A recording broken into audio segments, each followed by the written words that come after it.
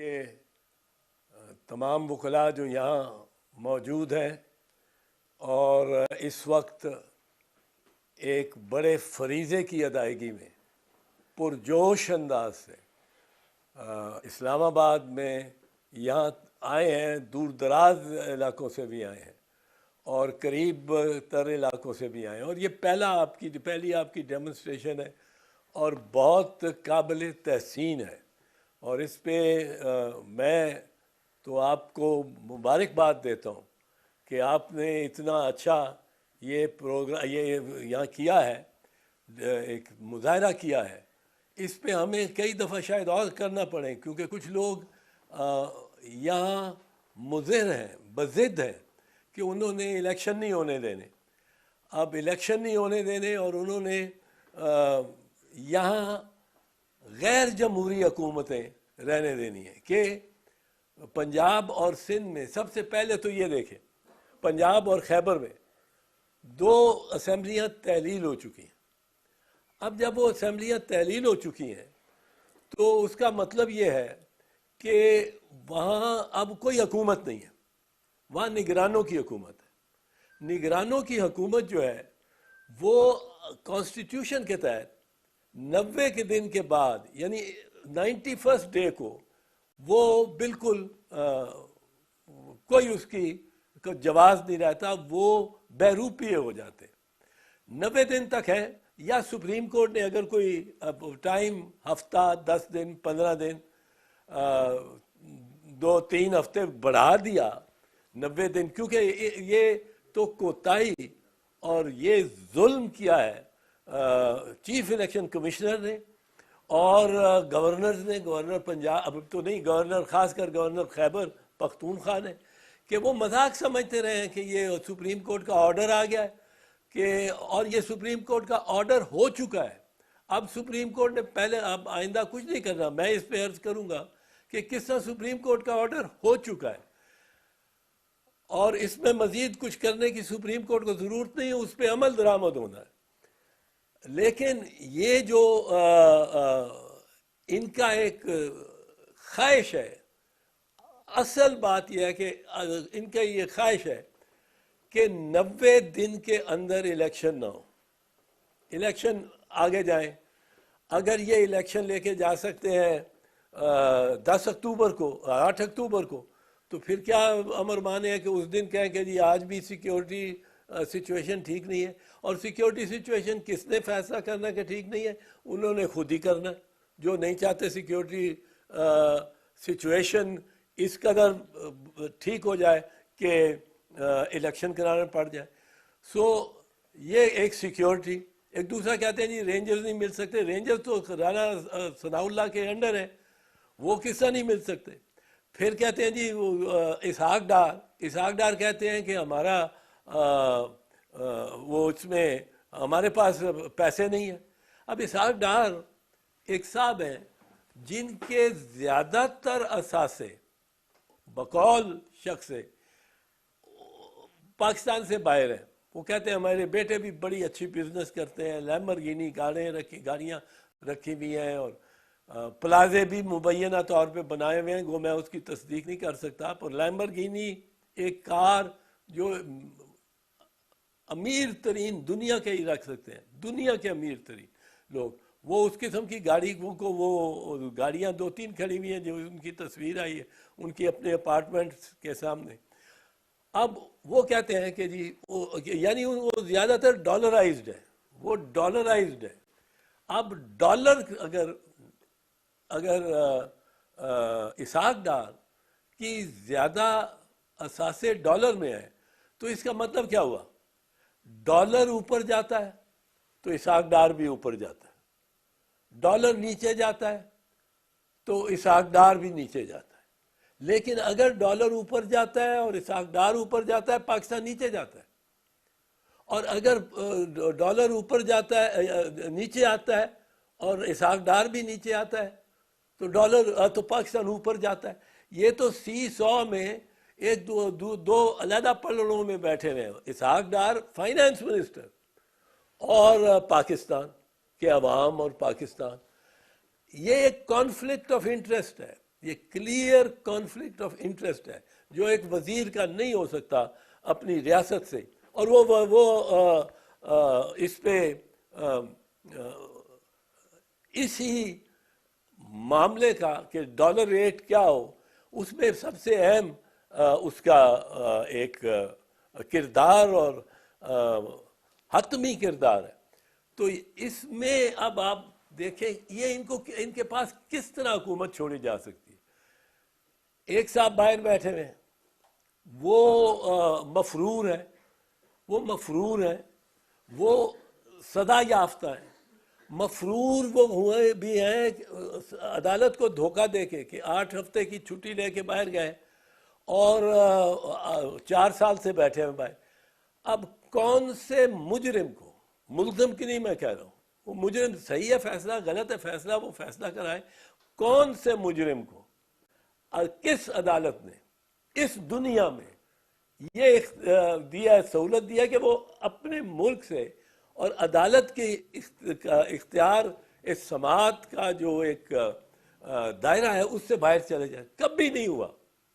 ملزم کو بیل دے کے اور آپ پاسپورٹ رکھ کے یا پاسپورٹ دے کے اور باہر جانے کی اجازت دے سکتے ہیں، مجرم کو آپ جیل میں سے ہی نکال لیں تو بڑی اس کی غنیمت ہے اس کے لیے، اور اس کو آپ اور وہ باہر بیٹھا ہوا وہ ہمارے سامنے چل پھر رہا ہے، انہی اپارٹمنٹس میں آ جا رہا ہے جو متنازع ہیں، اور یہ سب پتہ نہیں قوم کو یہ بے وقوف سمجھتے ہیں، سب کے سب اب وہ مطلب چل پھر رہے ہیں، نظر آ رہے ہیں، ٹی وی پہ نظر آ رہے ہیں۔ اب ٹی وی پہ دیکھنا آج کل اسی طرح ہے جیسا ڈائریکٹ دیکھ لیا، ٹی وی فاصلے قریب تر کر دیتی ہے، تو ساری قوم دیکھتی ہے ان اپارٹمنٹ سے ان کو آتے جاتے ہوئے۔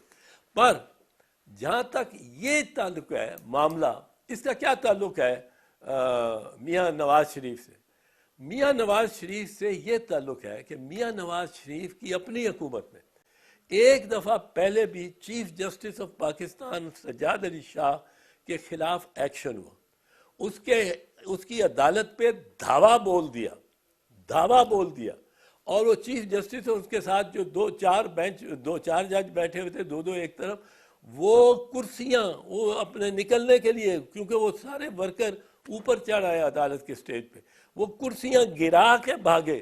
کیا سین ہوگا آپ دیکھیں 1997 میں، اس وقت یہ اتنے وہ نہیں ہوتے تھے، یہ میڈیا 24/7 تو وہ تصویر نہ بن سکی، پر کیا یہ سیل فون بھی ایسے نہیں ہوتے تھے کوئی بنا لیتا تصویر، پر کیا سین ہوا ہوگا کہ چیف جسٹس اور 5 ججوں پہ ایک پورے مجمع نے حملہ کر دیا، اور اس پہ آپ فخری کرتے ہیں۔ پھر آپ کی ٹیپس اور آڈیو ٹیپس پکڑی گئیں کہ آپ نے ججز کو یہ کہا کہ بی بی شہید اور آصف زرداری صاحب کو سزا دو، زیادہ دو، اور میاں صاحب یہ کہتے ہیں، اور میاں صاحب کی ڈکٹیشن پہ آپ نے ان کو سزائیں دی، جو بعد میں سپریم کورٹ نے سیٹ اسائڈ کر دی اسی بات پہ کہ اس پہ، اور وہ آڈیو ٹیپس جو جسٹس قیوم سے گفتگو، جسٹس راشد عزیز سے گفتگو، chief justice Lahore high court سے جو گفتگو اور جن کو ہدایات یہ دے رہے تھے، وہ آج تک 18 سال ہو گیا اس کو، وہ کسی نے ان کی تردید نہیں کی، نہ میاں شہباز نے کی ہے، نہ سیف الرحمان نے کی ہے، کسی نے تردید نہیں کی۔ اب دیکھیں یہاں اب وہ ری پلے کر رہے ہیں کہ چیف جسٹس کو نکالنا ہے۔ چیف جسٹس کا قصور کیا ہے؟ چیف جسٹس کا قصور یہ ہے کہ یہاں 2 سوچیں ہیں۔ ایک سوچ یہ ہے جو جسٹس منیر کے وقت سے، چیف جسٹس منیر سے 1950 کے عشرے سے چلی آ رہی، اور دوسری سوچ ہے جو آئین کے پاسداری کی سوچ ہے، اور وہ جسٹس اے آر کارنیلیس جو کہ اس وقت اقلیت میں تھے، ان کے سے چلی آ رہی ہے۔ اب جسٹس منیر کا کیا کی وراثت کیا ہے کہ وہ نظریہ ضرورت وہ نظریہ ہے جس کے باعث 4 مرتبہ پاکستان میں مارشل لاء لگا اور ساری فوج نے ساری حکومت سنبھال لی۔ وہ نظریہ ضرورت کیا ہے؟ وہ نظریہ ضرورت یہ بالکل میں آپ کے لیے آسان اور یہ صرف وکلاء کے لیے نہیں، جو باہر بھی بیٹھے ہیں وکلاء تو سمجھتے ہیں اس کو. نظریہ ضرورت یہ بڑا سادہ سا نظریہ ضرورت کہتا ہے کہ یہ ٹھیک ہے کہ آئین کا تقاضا ہے کہ فوج اپنی جگہ رہے اور مارشل لا نہ لگائے، یہ اس کو اختیار ہی نہیں. لیکن یہ اب ضرورت ہو گئی، اب یہ تو بڑی اب کیا کریں، یہ تو ضرورت ہو گئی. تو نظریہ ضرورت آئین سے گریز، آئین سے فرار، آئین سے تصادم کا نظریہ ہے. اور آج جو یہ کہہ رہے ہیں کہ 90 دن، ویسے تو 90 دن ہونا چاہیے جی، 90 دن ہونا چاہیے، پر اگر ہم اکتوبر میں بھی کر لیں تو اس میں کیا فرق پڑتا ہے. یہ ایک طرف ہے. اور Umar Ata Bandial chief justice of Pakistan وہ ڈٹ کے کھڑا ہوا ہے، اس کے ساتھی کھڑے ہوئے ہیں کہ جی ہم نے یہ آئین کا تقاضا پورا کرانا ہے کہ 90 دن کے اندر الیکشن ہو. آپ یہ دیکھیں 90 دن کے اگر الیکشن نہیں ہوتے، یہ بھی سوچ رہے فرض کیجئے نہیں ہوتے، یا اس پیریڈ میں جو سپریم کورٹ نے اس کو اجازت دی ہو 90 دن کے آگے، 90 دن کی بجائے سپریم کورٹ 110 دن رکھ دیتا ہے. انہوں نے اتنا وقت ضائع کیا کہ شاید 120 دن دینے پڑے. پر اب جب تک سپریم کورٹ یہ نہیں دیتا، اب 90 دن کا معاملہ یہ ہے کہ آئین کہتا ہے not later than 90 days before the poll، یعنی not later than ڈسولوشن سے لے کے وہ جو الیکشن اور پول ہے وہ not later than 90 days. یہ یحییٰ خان نے دراصل جب الیکشن پوسٹ پون کیے لامتناہی طور پہ انڈیفینیٹلی، تو تب تنازع شروع ہوا بنگالیوں کا اور پاکستانی، ویسٹ پاکستانیز کا اور ایسٹ پاکستانیز کا، اور الٹیمیٹلی بنگلہ دیش بن گیا. دوسرا اس نے کیا کہ جب الیکشن ہو گئے، 2 سال بعد الیکشن کرائے 90 دن کہہ کے، جب الیکشن ہو گئے تو اس نے انتقال اقتدار نہیں کیا، پارلیمنٹ کو بلایا ہی نہیں، پارلیمنٹ کا اجلاس نہیں بلایا. اب ان دونوں کو یہ 1971-72 کی بات ہے یحییٰ خان کی. اب 73 میں جب پاکستانی آئین بن رہا تھا تو اس میں بڑا لوگوں کا احساس تھا کہ یہ اگر پوسٹ پون کرتے رہے الیکشنز، یا الیکشنز کرا کے پوسٹ پون کیا اس کو فارمیشن آف گورنمنٹ کو، تو اس سے ملک ٹوٹ گیا.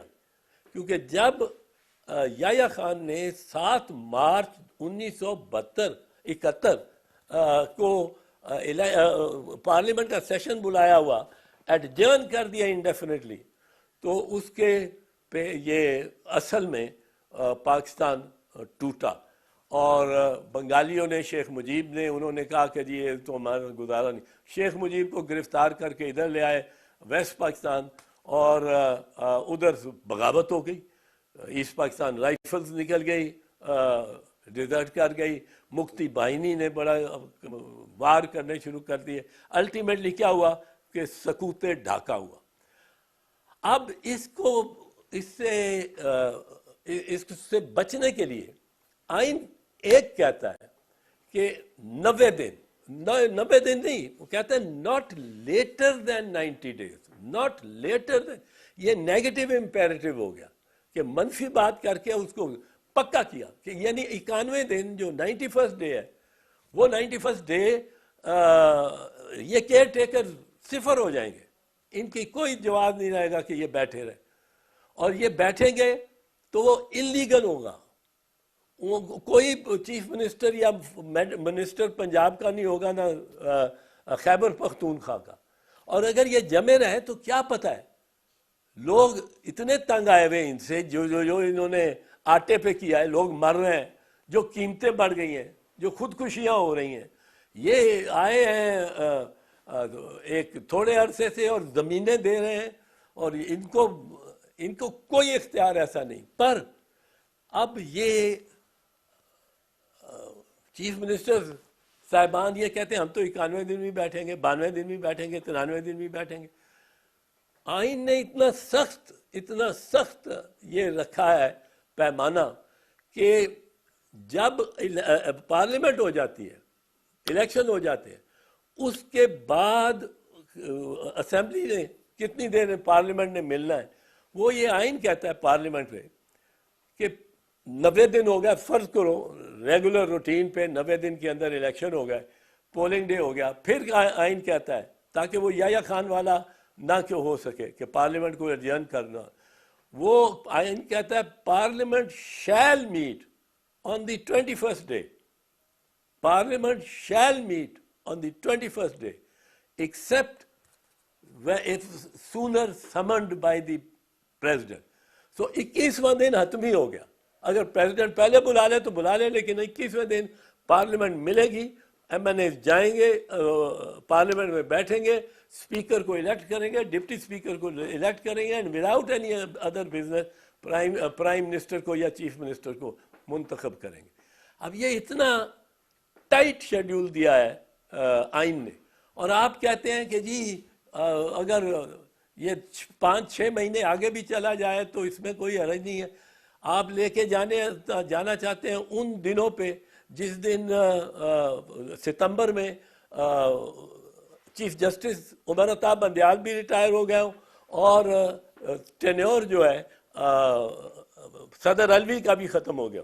صدر الوی کا میں بتاؤں گا ٹینیور نہیں ختم ہوگا، یہ ان کے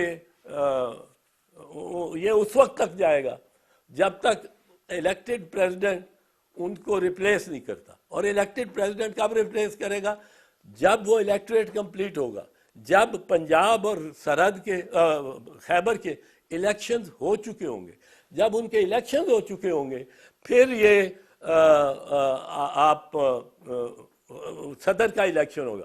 and Article 44 says the president shall continue to hold the office until his successor takes over. So یہ ان کو الیکشن الوی کے صدر الوی کے تحت ہی کرانے پڑیں گے.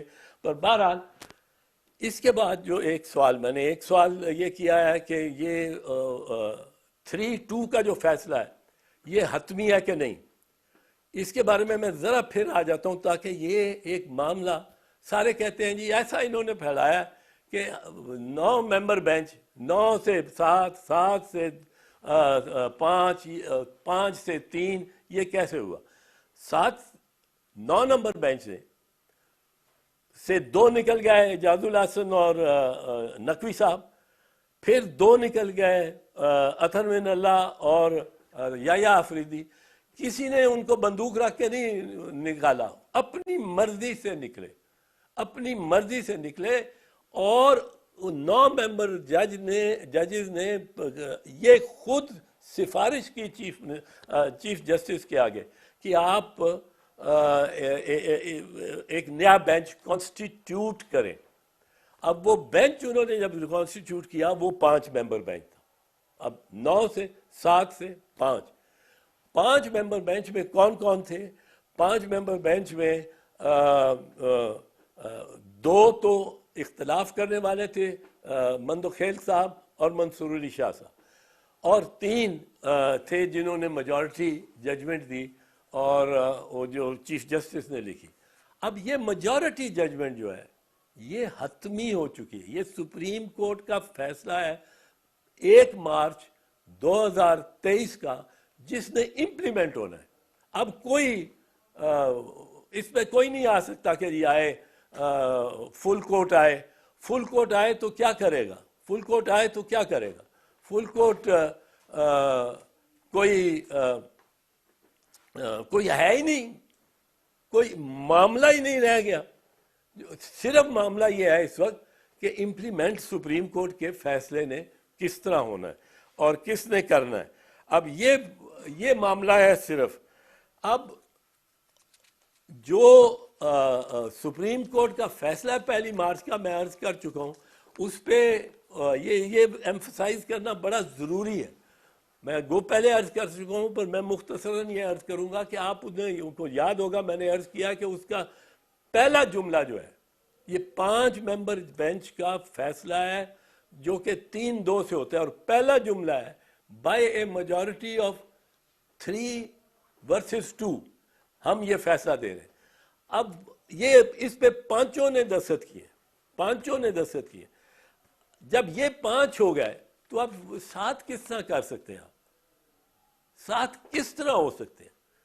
یا کوئی گورنمنٹ کالج کی طرح پراکسیز تو نہیں لگتی. اب کوئی کراچی جا رہا ہو جج سپریم کورٹ کا اور اپنے ساتھی جج کو کہہ جائے کہ تو آپ کے سامنے یہ فلاں کیس آنا ہے, اس میں یار ذرا دھیان رکھنا کہ وہ ڈسمس نہ ہو جائے, اور اگر ضرورت پڑی تو میرا ووٹ اپنے ساتھ ڈال دینا. سپریم کورٹ ایسے نہیں چلتا, سپریم کورٹ ایسے نہیں چل سکتا. سپریم کورٹ کی یہ تصدیق نہ کریں کہ اس سے توقع کریں کہ وہ جج جو بیٹھے نہیں, جنہوں نے بحث سنی نہیں, ان کے بھی ووٹ کاؤنٹ کیے جا سکتے ہیں اس فیصلے میں. 4-3 کا فیصلہ بالکل غلط ہے, یہ کہنا ہی غلط ہے. 4 نہیں تھے, یہ 3-2 کا فیصلہ ہے. اور جج سپریم کورٹ کے ایک بھی جج اس کو فیصلہ کرے, 2 ججوں فیصلہ کریں, 3 ججوں وہ سپریم کورٹ کا فیصلہ ہے. وہ ہر ایک پہ لازم ہے کہ اس کی تابع داری کرے اور اس کو مانے.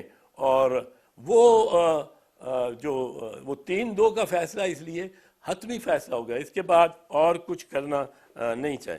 جو رضاکارانہ طور پہ چھوڑ گئے بینچ کو, اب وہ نہیں آ سکتے. وہ لاہور سے چلے گاڑی میں, ٹرین میں, شاہدرہ جنکشن میں وہ اتر گئے, جلدی اتر گئے. اب گاڑی وہاں سے وزیر آباد جنکشن سے ہو کے, گجرانوالہ سے ہو کے, وزیر آباد جنکشن سے ہو کے, گجرات سے ہو کے, جیلم سے ہو کے, اب وہ راول پنڈی پہنچ رہی ہے. اب آپ کس طرح اس میں شامل ہو سکتے ہیں؟ آپ کو خود نہیں اس پہ اصرار کرنا چاہیے, کیونکہ اگر آپ اصرار کرتے ہیں کہ مجھے بیٹھا گنتی کرو, میں کئی بندوں سے پوچھ بیٹھا ہوں جو وہاں موجود تھے کہ بھئی تمہیں کوئی کتنے جج نظر آئے؟ وہ 3 دن جو بحث سن رہے تھے, کچھ 7 جج تھے. انہوں نے کہا نہیں جی 7 نہیں 5 سے. میں نے کہا یہ 7 کہاں سے؟ ان کی روحیں بیٹھ گئیں دائیں بائیں کہ وہ کاؤنٹ ہوں گے. تو یہ 7 ججز کا معاملہ بالکل ہی غلط ہے. یہ 5 جج تھے جنہوں نے فیصلہ دیا, 2 جج جو بعد میں کہتے ہیں, جسٹیفائی کرنے کی کوشش کرتے ہیں کہ یہ 7 جج تھے اور 4-3 کا فیصلہ ان کے حق میں تھا. وہ 2 جج صاحبان, منصور علی شاہ صاحب اور مندو خیل صاحب, ان کے اپنے دستخط ہیں کہ یہ 5 ججز کا فیصلہ ہے. اب میں اس میں عرض کر چکا ہوں کہ کوئی فل کورٹ کی یا کوئی بینچ چینج کرنے کی ضرورت کے علاوہ امکان ہی نہیں ہے, ممکن نہیں ہے, کیونکہ آرڈر ہو چکا ہے. اور اس میں جیسے میں نے عرض کیا کہ جو اصل فلوسافیکل لڑائی ہے, جو کشمکش ہے, لڑائی تو اللہ نہ کرے پڑے, پر جو کشمکش ہے وہ یہ ہے کہ ایک طرف وہ جج صاحبان ہیں جو کہ میراث ہیں چیف جسٹس منیر کی, اور وہ یہ کہتے ہیں کہ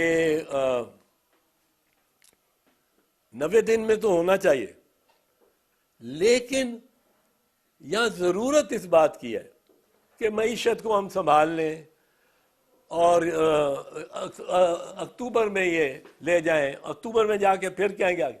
اب اس سے جو عذاب آئے گا وہ یہ کہ یہ اتنے دن کون حکمران ہوگا؟ آئین اپنے پہلے جملے میں, پاکستان کا آئین ابتدائیے میں پہلے جملے میں یہ کہتا ہے کہ where as sovereignty rests in Allah, it is to be exercised by the people through their chosen representatives. اب یہ نگران تو چوزن نہیں ہے, یہ تو منتخب نہیں ہوئے ہوئے, یہ تو نامزد ہے, یہ تو نامینیٹ ہوئے ہوئے. ان کے پاس تو حکمرانی کا حق ہی کوئی نہیں. بائی دا چوزن ریپرزینٹیو, ایک جس طرح کلک بٹن کے لیے طور پہ ایک عہد سے دوسرے عہد تک جانے کے لیے یہ ایک ٹچ بٹن سا ہے, اور 90 دن کے لیے 5 سال کے بعد 90 دن کے لیے یہ آتے ہیں اور ان کو چلے جانا ہے. اور اگر یہ بیٹھے رہیں گے, اگر یہ 91 دن بیٹھیں گے تو یہ قابض ہوں گے اور غاصبانہ ان کا قبضہ ہوگا on to senior most important positions in the federation. اور فیڈریشن کے پہ میں ابھی آتا ہوں. To important position in the federation, یعنی یہ ان پہ آرٹیکل 6 لگے گا. آرٹیکل 6 صرف اس فوجی جرنیل پہ نہیں لگتا جو آ کے ساری ریاست کو پر قبضہ کر لیتا ہے, پر اس پہ بھی لگتا ہے جو ایک کلیدی دفتر کو, آئینی ٹاپ کلیدی دفتر کو آ کے اس پہ بیٹھ جاتا ہے اور اپنے آپ کو سمجھتا ہے کہ میری ٹرنیور چلی جا رہی. اس میں ایک اور چیز دیکھ لیں, یہ جو آرگومنٹ ہے کہ سارے جو انتخاب ہیں سب اسمبلیوں کو وہ ایک دن ہونے چاہیے, اور اگر اب یہ کس طرح ممکن ہے؟ یہ کوئی کسی نے سوچا ہے کہ یہ تو چھرا آپ گھونپ رہے ہو وفاق کے. وفاق میں جو 18ویں ترمیم میں رضا ربانی, وہ پتہ نہیں کیوں خاموش ہے, آواز دیتا ہوں اس کو میں, وہ رضا ربانی نے یہ اتنا اچھا کام کیا کہ صوبوں کو خود مختار کیا. اب آپ صوبوں کو قید میں لا رہے ہیں. ایک صوبہ ہے خیبر پختونخوا, وہ اپنے چیف منسٹر سے تنگ آ گیا. وہ چیف منسٹر کو ووٹ آؤٹ کرتا ہے, اس کے بعد کوئی اور ووٹ نہیں لے سکتا, پورے نہیں ہوتے, اور یہ اسمبلی ڈیزالو ہوتی ہے. یا گورنر کسی چیف منسٹر کو کہتا ہے کہ تمہارے پاس نہیں ہے میجورٹی, تم دکھاؤ. اسمبلی اس کے بعد ڈیزالو ہوتی ہے. اب جب اسمبلی ڈیزالو ہو گئی, یہ حق تو صوبائی چیف منسٹر کا ہے. یہ کس طرح اس کو فون کر کے کہے گا اسپیکر کہ جی ہماری اسمبلی تو ڈیزالو ہو گئی ہے, تو باقی 4 اسمبلیاں چونکہ ان میں سے کوئی ڈیزالو نہیں ہوئی, ایک ہی دن ہوں گے الیکشن, وہ 3 سال بعد ہوں گے, اس وقت تک ہم نگرانوں کو چلا رہے ہیں, اور نگران تو بہروپیے ہوں گے اس دن. نگران تو 91 دن کے بعد بہروپیے ہوں گے. اور میں یہ سمجھتا ہوں, مجھے بڑا اچھا یہ نوجوان لگتا ہے محسن نقوی. میں ذاتی طور پہ خاندان کو جانتا ہوں, بڑا ہی سلجھا ہوا اور زیرک اور پڑھے لکھے خاندان سے, پر یہ شاید پھر بھی مصلحت کر جائے. پر وہ جو اعظم خان ہے چیف منسٹر سرحد کا, وہ ایک سینئر بیوروکریٹ ہے, اس نے جو عزت وغیرہ کمائی ہوئی ہے, وہ نہیں بیٹھے گا 91 ڈے کو, وہ کہے گا جی میں جا رہا ہوں, وہ کہے گا میں جا رہا ہوں. تو یہ کہنا کہ ایک ہی دن انتخابات ہوں, یہ آپ پریشر کر رہے ہیں اور اس کو یونٹری فارم آف گورنمنٹ بنا رہے ہیں, جو کہ وفاق نہیں ہوتا. اور وفاقی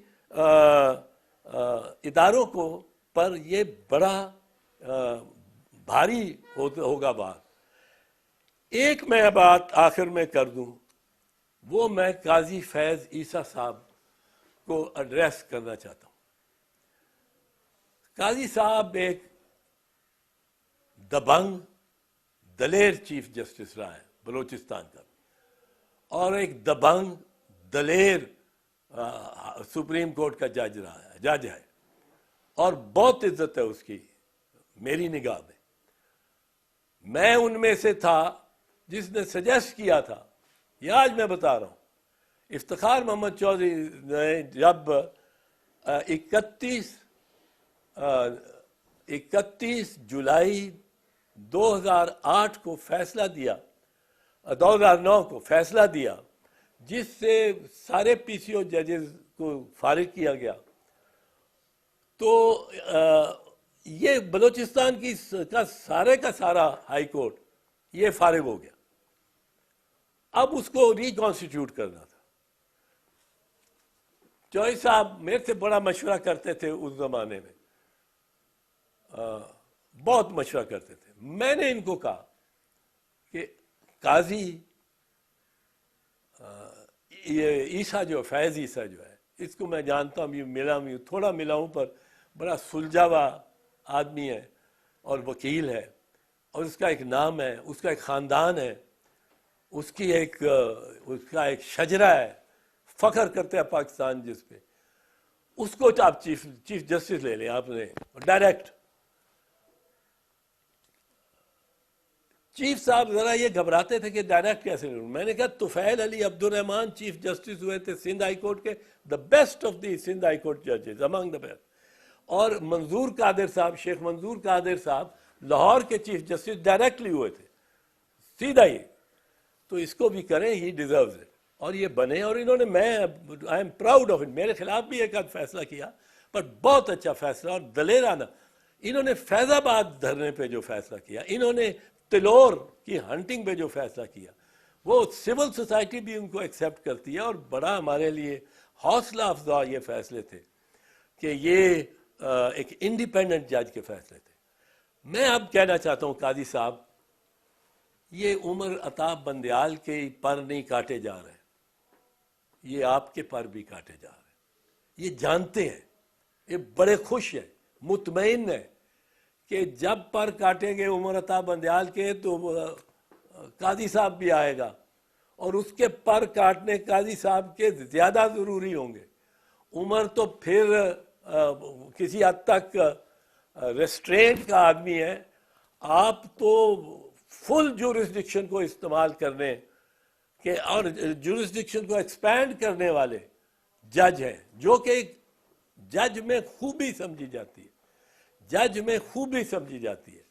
تو آپ یہ دیکھیں کہ آپ کو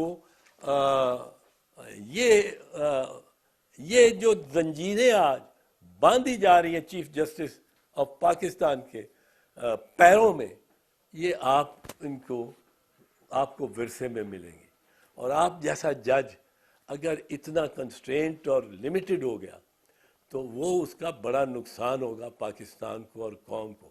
آپ اس میں نہ, اس ٹریپ میں نہ آئیں, اور آپ کے دوست بھی اس ٹریپ میں نہ آئیں. ان میں سے ایسے لوگ ہیں جو میں سوچتا ہوں کبھی نظریہ ضرورت کے ساتھ نہیں کھڑے ہو سکتے, لیکن دانستہ اور غیر دانستہ طور پہ وہ اس وقت نظریہ ضرورت کے خلاف اور چیف جسٹس منیر کی وراثت میں کھڑے ہیں, وارثوں میں کھڑے ہیں. اور جبکہ عمر عطا بندیال, اور آپ کو اس کے ساتھ ہونا چاہیے, عمر عطا بندیال اس وقت اس بحث میں وہ کھڑا ہے آئین کے ساتھ, اور وہ وارث ہے جسٹس اے آر کارنیلیس کا. یہاں یہ ہمیں پرابلم ہے. اب ایک آخری بات میں آپ سے کر دوں, اور اس کے بعد میں آپ سے نعرہ لگوانا چاہتا ہوں. میں نے یہ کہہ چکا ہوں, مجھے یقین ہے, مجھے امید ہے کہ اس معاملے میں چیف جسٹس آف پاکستان اور اس کے ساتھیوں کا وکلا پیرا دیں گے, پاکستان کے وکلا. ہم نظریہ ضرورت کو دوبارہ آ جانے اور ملک پہ راج کرنے, نظریہ ضرورت کے تحت ایوب خان کا مارشل لا جائز قرار دیا گیا, نظریہ ضرورت کے تحت یحییٰ خان کا مارشل لا, ضیاء الحق کا مارشل لا, مشرف کا مارشل لا, یہ فوج کی حکمرانی کو نظریہ ضرورت کے تحت کہ جی ہے تو غلط پر اب ضرورت ہے. اس نظریہ ضرورت کے ہم خلاف ہیں, ہم خلاف کھڑے ہیں, اور وکلا پاکستان کے کونے کونے کے ہر بار کے یہ اس بستی میں رن پڑتا ہے ہر بستی نگر, ہر بستے گھر کے سینے میں, ہر چلتی راہ کے ماتھے پر. ہم نے اس معاملے کو اگر ضرورت پڑی تو ہر چلتی راہ اور ہر گھر کے سینے میں لے کے جانا ہے, کیونکہ وکلا زندہ ہیں, نعرہ لگائیں, پاکستان کے وکلا زندہ ہیں. اب جاری رکھیں. شکریہ.